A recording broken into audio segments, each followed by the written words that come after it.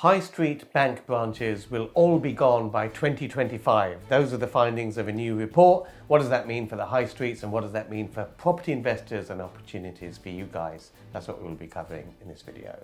I'm Ranjan Bhattacharya. If you're new to this channel, make sure you subscribe and hit the bell icon. We put out new content each and every week, all dedicated to keep you informed of developments in property investing. I'm joined as usual by Andrew Roberts. Andrew. Hi Ranjan. My favourite topic. I love buying banks. Banks. Yeah. We love them. And this is this new report by the Economist Intelligence Unit, and they predict that bank branches are going to be all gone by 2025. 5,000 branches to close in the UK alone. What do we reckon? Absolutely. Well, I think that is phenomenal news for us as property investors because it's creating opportunities. And as the people we work with know very, very well, and those who watch this channel also know, there is a lot of bank branches which are being repurposed. I mean, Wetherspoons, for example, Costa, Nero, they love old bank branches to occupy as example tenants.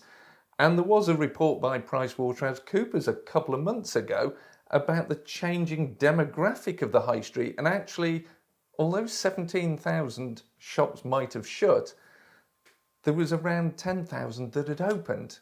And cake shops, coffee bars, restaurants were in the opening phase. The interesting thing about this is this was a trend that was happening anyway. Yeah. But I think what's accelerated this is COVID and almost the desertion of cash. Yeah. I mean, at the very start of COVID, the Bank of England introduced the new £20 note. And then that was, then of course, sort of the move cashless kind of accelerated. Yeah. And it's amazing how few people come into contact with the new £20 notes. Absolutely. Because it's all gone cashless. And then, of course, that means less ATMs are required and no one needs to bank cash. Yeah. So that's further accelerated the decline or the non-need, if you like, of a physical branch. It's not just the cashless bit where people are using their tap that's now gone from £40 to £100. Yes, it's actually the apps. I mean, we set up a business account for the Leicester project.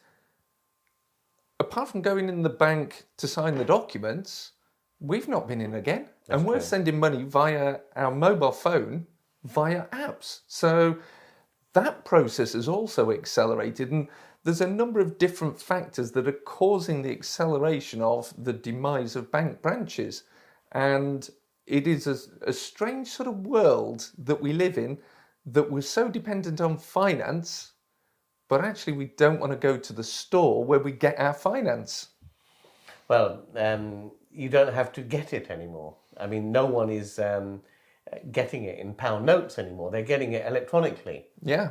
It's just a press of the button, and that's how they do their funds transfers. I went to one HSBC just in St Albans here, and they've done away. They have no tellers. Yeah. I mean, they've just replaced the tellers with sofas. So you just go on a sofa and wait. And God knows how long for someone to come out and see you. But it's a massive bank branch, and they only seem to have 2 staff at any one time. Well, I was going to say, I was just trying to reach into my wallet there, but the microphone's actually pinned it in place. It's a long reach, because it doesn't come out much. It doesn't. Oh, thank you. Well, did you not see the moths just flying off over here as well?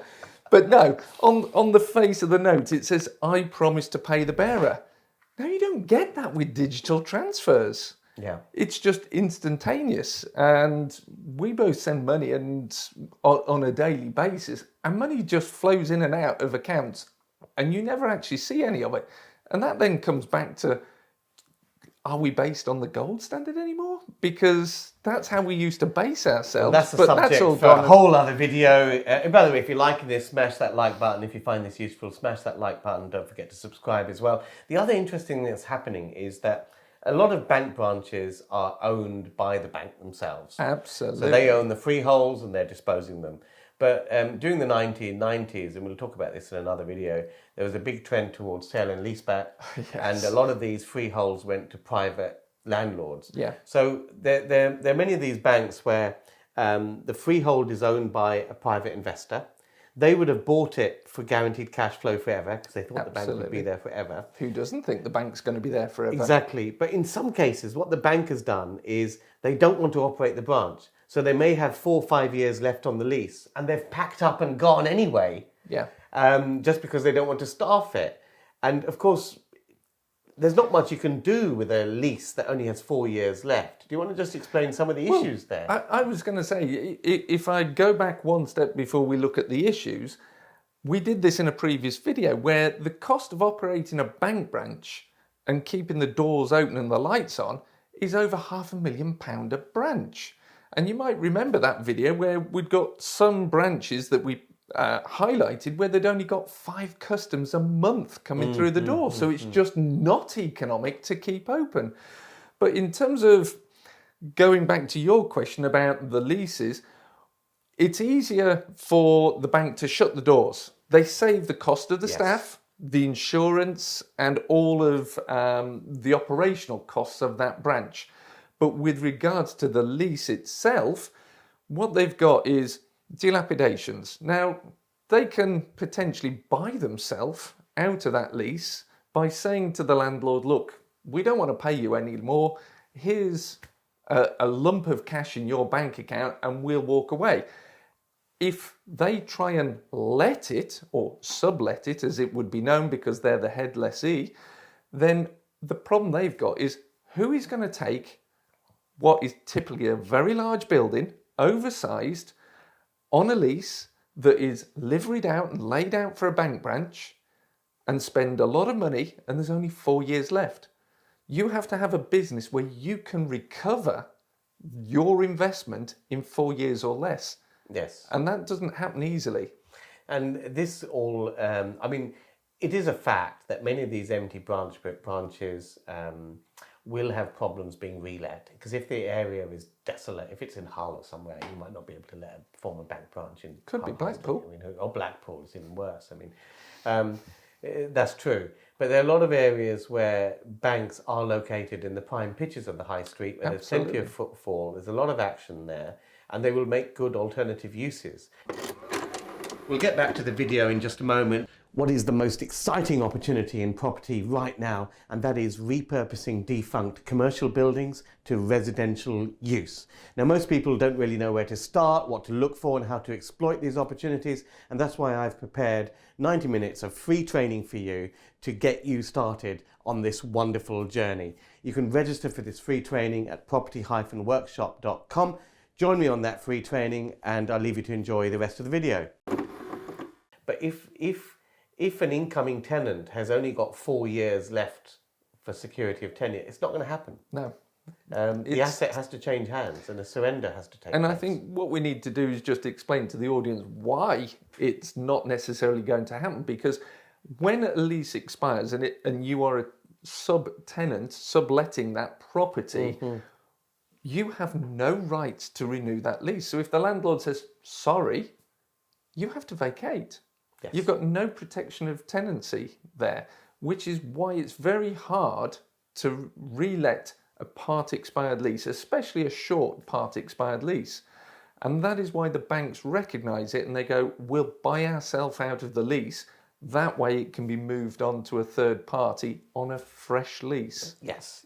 And then, of course, the opportunity for us as investors is to pick up these units, because what you've got to do is recognise this is a break-up opportunity. Yeah. If you've got a 3 or 4 story bank building, it is unlettable as a whole. That's not going to happen. Totally. So if you can find a way of buying the asset and you break it up into chunks that will work, and chunks that will work are basically ground floor commercial, a smaller commercial unit, and the upper floors residential flats. And then you kind of optimize the value out of every square inch of that piece of real estate. You absolutely have. Well, I've done this several times. We're doing it together as well in Leicester, where... And we've got a video link up there. Go on. Absolutely. Well, the property in Leicester that we've bought, we recognised the banking hall was too big, so we've split it into 4 units. The uppers, we've then subdivided that and created flats across the 4 floors upstairs. It's exactly what we do all day long, this is what we teach on the commercial property course as well. Exactly. It's bread and butter stuff, and there's so many opportunities coming for people that want to break these things up. And the thing with these bank branches is it's not going to attract the big league developers, Galliard Homes and all of this. They're not really interested. It's too small beer for them. It's the small time developer that can really capitalize on these opportunities. Well, there's huge margins in these if done correctly. I mean, typically we attempt to double our money in one of these investments, and therefore it's a really solid investment. I mean, you mentioned earlier about the sale and leaseback. I was actually involved in that. I don't look old enough, I appreciate, back in the 90s, working for a bank. So I was involved in restructuring the organisation, deciding which branches we were going to sell off leaseback, because we felt in 25 years' time the centre of gravity of that town would have moved. And guess where we are now? I'm on the other end of that opportunity, picking up what I was restructuring back then. But some of these banks actually kept the freeholds. Some of these people, but the other problem, they're in a better position because they can just dispose of them, I guess. But the people that went for these sale and leaseback opportunities, they're leasing them back now. They've shut down the branch, and they're left with a little bit of a liability because they've got the liability to pay the landlord rent, irrespective of whether or not they're using the premises. Yeah. And they're on the hook, and obviously that affects their lending ability. I mean, people don't know this. Well, it comes back to the Basel funding formula, and banks have what's called risk capital. Now, that risk capital is all about how much they can lend. If they've got high loan-to-value mortgages, they have to keep more reserves on the balance sheet. If they've leased out, if they own the freehold of the property opposed to leasing it out, they have to keep reserves on their balance sheet in order to protect against the winds of the storm and financial economic crisis. And that means there's another opportunity here for savvy investors in that because of this Basel formula, if a bank has got an empty branch and they are paying rent on it, they will actually pay the landlord a premium in exchange for an immediate surrender. Because it's better for their accounting, basically. It absolutely is. And it's also worth understanding, number one, when their accounting year end is, and following the financial press in terms of when the credit rating agencies are coming in to assess their records and review their credit ratings. Because all of these are just little things, little tips about how you can get deals over the line on your terms opposed to their terms. Now, we talk about this all on the commercial property course. We'll leave some details here, but what we're talking about is a three-way type of deal where you basically pay a slightly lower price to the vendor, but the bank chips in an amount in exchange for a complete surrender. And that complete surrender is great for you because it allows you to break up the asset into chunks, which will give you the best value. So when we're looking at breaking this up, of course, the upper parts will typically make residential, but we've got, thanks to the new usage class E, we've got a phenomenal amount of flexibility in what we can turn the ground floor banking hall into, haven't we? Absolutely. Well, we've done certainly a number of videos on the planning use class changes to use class E. So it could now be a doctor's surgery. It could be a restaurant. Not only could you have another financial institution in there, Metro Bank is still on the high street and planning to stay there. You've got... it could be a gym. Now, I'm thinking across the road from our property in Leicester is a great big NatWest. And there are pub operators who actually like to take these traditional buildings with character, and they make great destinations for things like restaurants. So it could be a dentist, but it's just too big, generally speaking. But I do know doctors that have taken ex-banks. I do know accountants. Yes. I've got a tenant who's an accountant and took a bank. The key is that the area must have some reasonable prosperity. So if it's a secondary parade bank, then it'll probably be picked up by someone like, as you say, an accountancy who's not interested in footfall or passing trade.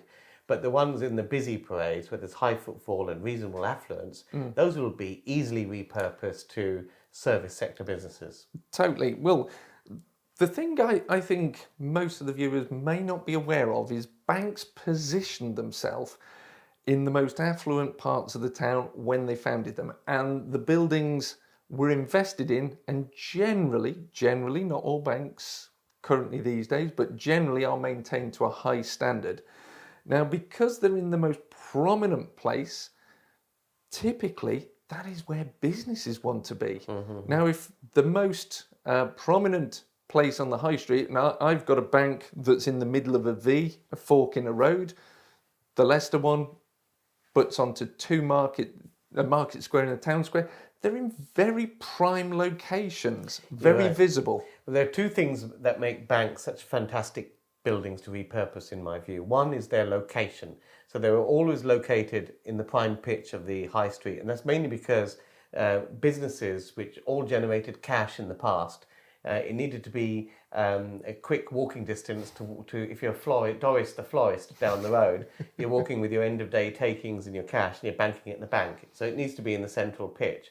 The other thing is that because banks stored money in safes down below, they wanted the physical building to look solid. So you tend to see a lot of stonework. It just looks solid, it looks secure, because that was the image that the bank needed to portray. And those two attributes make them great repurposable assets. You know what I mean? It certainly does. But the thing I would add as a note of caution to the viewers out there is a lot of banks, because they made them look very nice, very opulent, they tended to get them listed as well, which therefore reduces down some of the repurposability without going through a fair bit of hard work with Heritage England and your planning. You got to check up on that, but fortunately, I think you are right. There are some listed buildings, but a lot of them are just in conservation areas and literally just had stone cladding plonked on them. So conservation area, good to go. Listed building can be a bit more of a pain. Yeah. If you like this video, make sure you smash that like button, comment, tell us what you think. Have you done a bank? What do you think about this sort of thing? Make sure you watch our Leicester video as well. Subscribe to the channel. Thanks very much, Andrew. It's great doing a bank job with you as well, Great doing a bank job, and maybe we can put some clips of us driving around in Mini Coopers at the end. See you guys in the next video.